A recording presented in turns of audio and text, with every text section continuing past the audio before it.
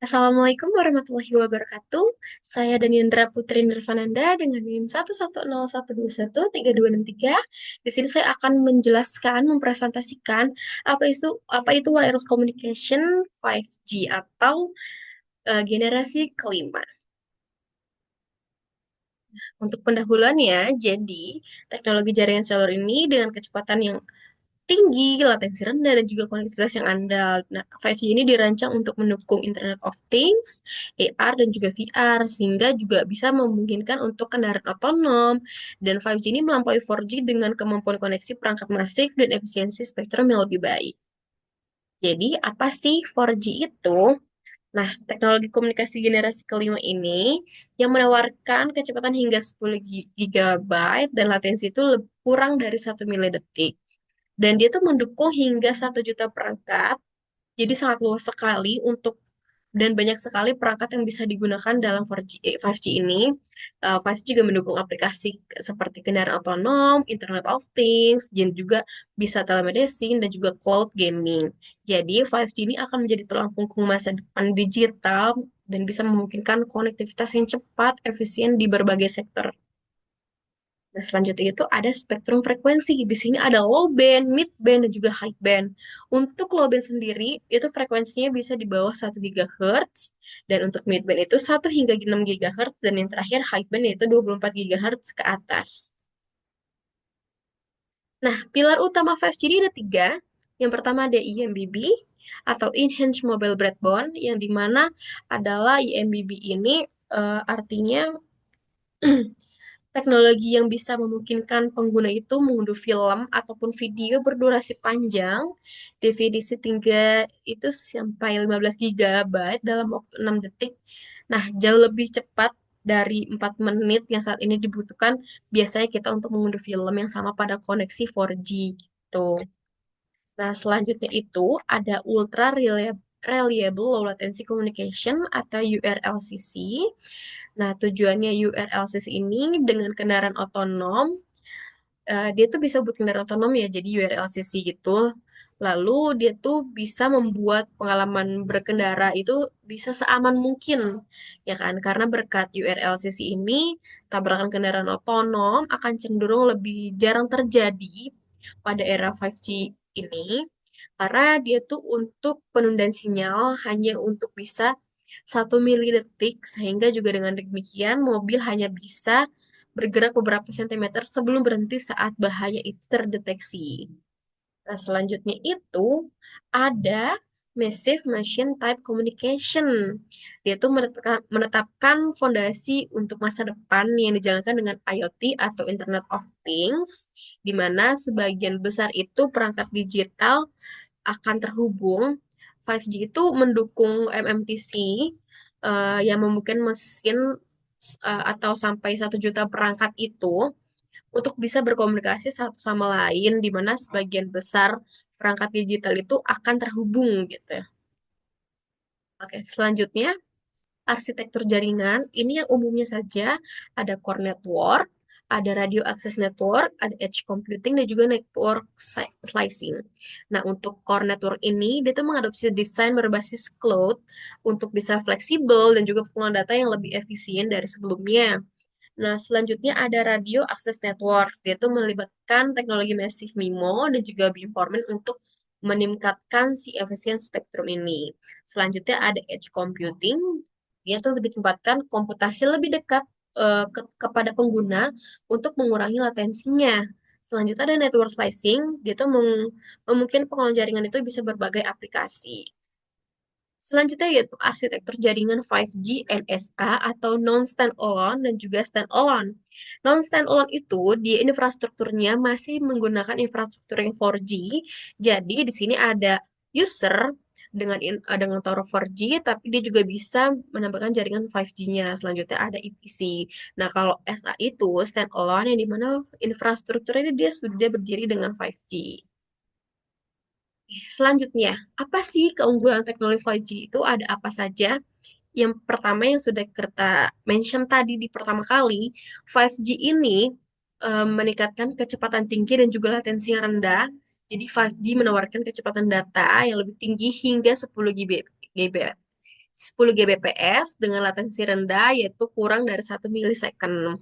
Yang kedua, mendukung lebih banyak perangkat. Jadi 5G ini bisa 1 juta perangkat per kilometer yang sangat penting untuk menggunakan aplikasi Internet of Things atau IoT. Yang ketiga, konektivitas yang handal. Jadi, teknologi seperti Massive MIMO ini dan beamforming yang ada di teknologi 5G, dia tuh memberikan koneksi yang lebih stabil dan juga efisien. Nah, selain ada di kekurangannya, kelebihannya, 5G ini masih memiliki kelemahannya. Yang pertama, biaya implementasi tinggi. Jadi, di Indonesia ini masih belum merata teknologi 5G karena biaya implementasi yang sangat tinggi. Jadi, perlu sekali membangun infrastruktur 5G yang membutuhkan investasi yang lebih besar. Nah, yang kedua, yang tadi sudah saya sebutkan, infrastruktur itu harus baru. Jadi untuk mengoptimalkan 5G, kita tuh perlu upgrade besar pada jaringan kabelnya dan juga perangkat keras yang sudah ada, seperti penyebaran small cell di area yang lebih padat, kayak ada di kota Jakarta, di kota Bandung, Surabaya, dan kota padat lainnya. Yang ketiga, interferensi dan regulasi. Jadi, frekuensi tinggi ini digunakan oleh 5G dapat mengalami interferensi dan juga peraturan frekuensi yang bervariasi di tiap kotanya. Selanjutnya, metode komunikasi. Yang pertama, yang sudah selalu kita mention yaitu Massive MIMO atau multiple input, multiple output. Dia itu meningkatkan kapasitas dengan menggunakan antena yang banyak sehingga bisa juga tuh beribu-ribu berjuta perangkat dalam di kota padat. Yang kedua, orthogonal frequency division multiplexing atau OFDM. Nah, OFDM ini digunakan untuk modulasi dan multiple access yang bisa memungkinkan untuk transfer data lebih cepat dan juga efisien. Dan yang terakhir, beamforming. Beamforming ini mengarahkan sinyal langsung ke perangkat pengguna, meningkatkan efisiensi dan juga mengurangi interferensi. Selanjutnya, apa aja sih yang ada di fitur-fitur teknologi 5G ini? Yang sudah disebutkan, ada eMBB, URLCC, URLLC, MMTC, dan juga DSS, dan yang terakhir ada multiple access. Jadi, 5G ini sangat mendukung aplikasi bandwidth yang besar sekali melalui IMBB tadi untuk bisa menggunakan streaming video, AR atau VR, dan juga cloud gaming. Jadi, memberikan latensi rendah dan keandalan tinggi dengan URLLC yang penting sekali untuk kendaraan otonom dan operasi jarak jauh. Nah, selain itu, MMTC ini mendukung miliaran perangkat IoT dengan daya yang rendah. Sementara network slice ini membagi jaringan fisik menjadi segmen virtual untuk bisa aplikasi spesifik seperti Internet of Things atau layanan kritis lainnya. Selanjutnya ada jangkauan dan juga parameter link budget.